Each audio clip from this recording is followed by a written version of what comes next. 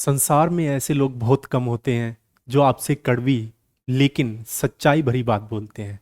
उन्हें कभी भी बुरा मत समझिए और हमेशा उन्हें अपने पास रखिए। Hello everyone, my name is Vikram Sharma and I welcome you all to my YouTube channel.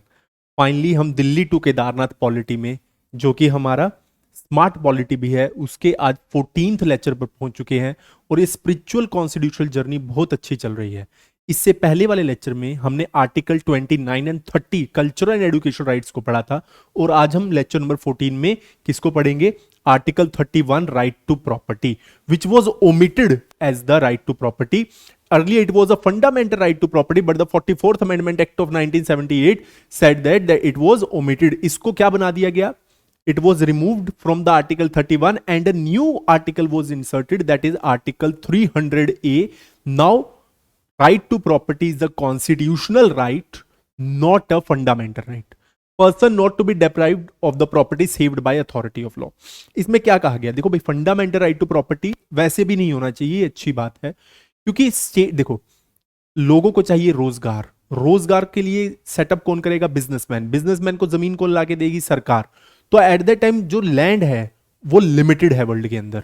तो at that time there is a scarcity of land. तो दुनिया में गवर्नमेंट को और बिजनेसमैन को लैंड क्यों चाहिए? डेवलपमेंट के लिए चाहिए। और फिर मैं कहूंगा ये तो मेरा फंडामेंटल राइट टू प्रॉपर्टी है, मैं तो दूंगा ही नहीं। सरकार को अलग अलग प्रकार का लैंड चाहिए, चाहे वो आप एग्जाम्पल लें एग्रीकल्चर लैंड हो, किसी भी प्रकार का लैंड हो, सरकार को डेवलपमेंट के लिए चाहिए ही चाहिए। तभी तो दोस्तों आपको एम्प्लॉयमेंट मिल पाएगी। और उस टाइम हम कहें कि हमारा तो फंडामेंटल राइट टू प्रॉपर्टी है। हाँ, आपको कंपनसेशन जरूर दिया जाना चाहिए उस लैंड के लिए।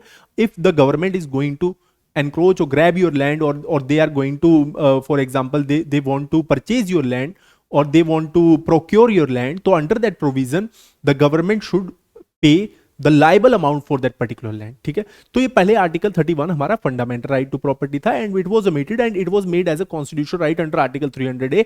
now it is not a fundamental right to property. now अब इसको हमें कैसे उतारना है? That is into the Kedarnath polity. ठीक है, अब क्योंकि हम अपने टॉपिक को वाइंड अप कर रहे हैं, अब धीरे धीरे सेकंड लास्ट वीडियो है आपका ऑलमोस्ट ये केदारनाथ, दिल्ली टू केदारनाथ सीरीज का। देखिए, अब आपको इसको समझना कैसे है। अब आप कहें कि जो बाबा केदार की भूमि है वो मुझे डेवलपमेंट के लिए चाहिए, नहीं, वो नहीं मिल सकता, क्योंकि under the that is the places of worship act, है ना। जो जो पूजा की स्थल बहुत हजारों सालों से वहां पे बनी हुई है, वहां पर थोड़ी ना आप डेवलपमेंट कर सकते हैं। समझ रहे हैं आप?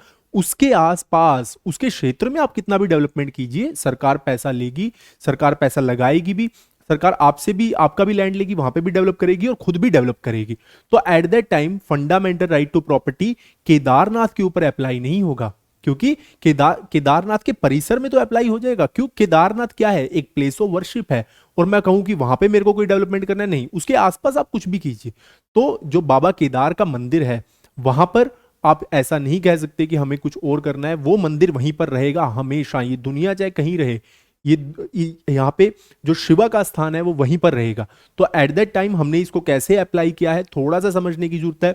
हमने इसको आर्टिकल 31 को, प्रॉपर्टी को, वो किसकी संपत्ति है? जो वो जगह है, वैसे तो ये पूरी दुनिया ही शिव की संपत्ति है, बट वो मंदिर वो शिव भगवान की संपत्ति है, तो वो उन्हीं के पास रहेगी। और उनके पास तो फंडामेंटल राइट टू प्रॉपर्टी है, बट मैं एक आम इंसान हूं, मेरे पास क्या नहीं है? मेरे पास कोई भी फंडामेंटल राइट टू प्रॉपर्टी नहीं है, because now the right to property is a constitutional right under article 300A।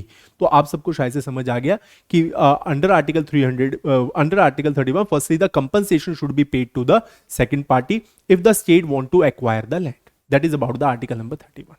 I am very much thankful to all of you for listening to me. God bless you all.